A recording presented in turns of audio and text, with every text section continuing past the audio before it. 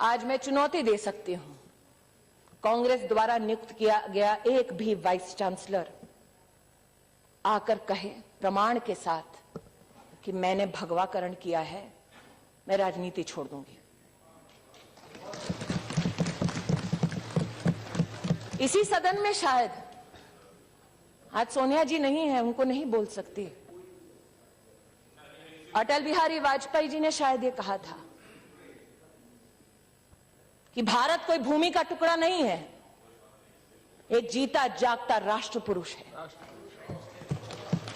अटल जी ने कहा था कि ये वंदन की धरती है, अभिनंदन की धरती है, ये अर्पण की भूमि है, ये तर्पण की भूमि है। इसकी नदी नदी हमारे लिए गंगा है, इसका कंकड़ कंकड़ हमारे लिए शंकर है। हम जिएंगे तो इस भारत के लिए और मरेंगे तो इस भारत के लिए, और मरने के बाद भी गंगा जल में बहती हुई हमारी अस्थियों को कोई कान लगाकर सुनेगा तो एक ही आवाज आएगी, भारत माता की जय। प्रश्न ये उठता है, जिस अटल बिहारी वाजपेयी जी ने ये कहा, उन्होंने समर्थन किया इंदिरा जी का, दुर्गा का उन्हें स्वरूप माना। जब राष्ट्र के वैभव के लिए इंदिरा गांधी ने कहा कि जाओ और इंसानियत की रक्षा करो, आज मैंने देखा they say politics makes strange bedfellows. Sugata Bose ji जब अपना भाषण दे रहे थे, एकेडमिकली बहुत अच्छा भाषण है, मैं भी सराहना करती हूं, तो सोनिया जी, Rahul ji, they were like compelled, they should, we all should compliment each other, shook his hand.